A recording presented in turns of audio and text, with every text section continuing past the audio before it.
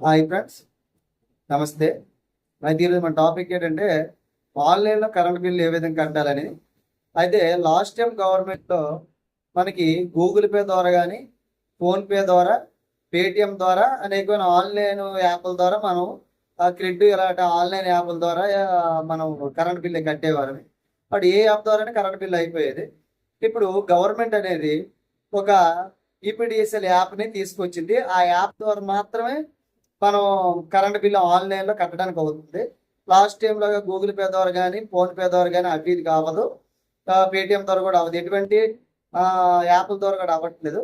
మనం ఏంటంటే play store నుంచి మనం ఈపీడిఎస్ఎల్ యాప్ డౌన్లోడ్ చేసుకొని దానిలో లాగిన్ అయినట్లయితే మనం మన యొక్క కన్స్యూమర్ నెంబర్ అనేది మనం అప్లై చేసినట్లయితే ఆ నెంబర్ త్రూగా మనకి అమౌంట్ అయితే ఎంత మనకి పవర్ బిల్ అమౌంట్ వస్తుందో ఆ అమౌంట్ అక్కడ చూపిస్తుంది.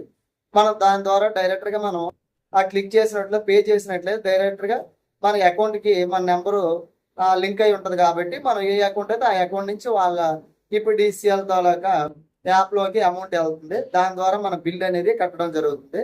అయితే కట్టినంటే మనకు సక్సెస్ఫుల్ రాదు. ఒక మినిమం 3 days మనకి పెండింగ్లో ఉంటుంది. 3 days మనకి అబ్జర్వేషన్లో ఉంటుంది. ఈ 3 days తర్వాత మనకు ఓకే అయినట్టు మనకి మెసేజ్ వస్తుంది. 3 days తర్వాత మనకి బిల్ అనేది అప్లోడ్ అయిపోతుంది. అయితే ఈ విషయం తెలియని వాళ్ళు చాలా మంది ఉన్నారు. అందుకోసం ఈ వీడియో నేను పెడుతున్నా. తెలియని వారికి ఈ వీడియో షేర్ చేస్తారని నేను అనుకుంటున్నాను. Thank you friends.